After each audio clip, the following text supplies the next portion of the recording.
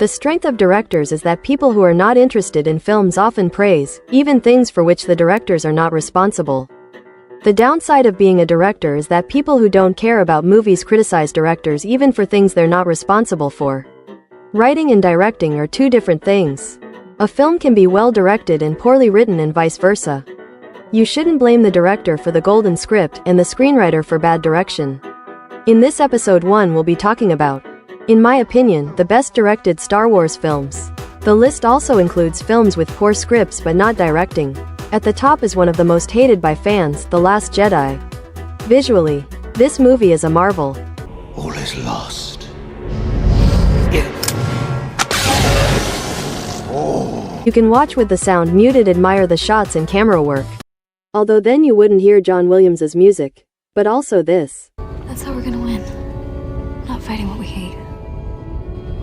Saving what we love. The transitions from scene to scene are very good. There is not a single ugly shot in this film.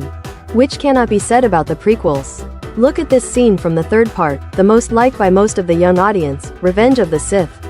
The characters re-fighting, the camera is static. And then suddenly, when the characters are almost invisible in the frame, the zoom starts.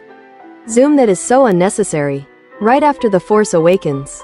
Well thought out camera work. He cuts as needed. So there are plenty of long shots that are carefully thought out.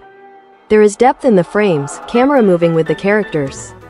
The much-loved episodes The Empire Strikes Back and Return of the Jedi are also well directed.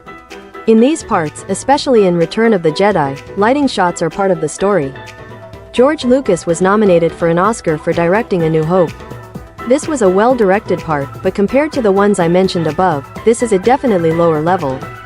There are most static shots here, which are nice, but it would be nice to introduce more movement and bolder artistic decisions. Rogue One is well directed and was created with the intention of imitating a war movie. The camera work in this movie is good. The prequels also have some well-directed scenes. But I'm looking at the whole thing, which in the case of prequels leaves a lot to be desired.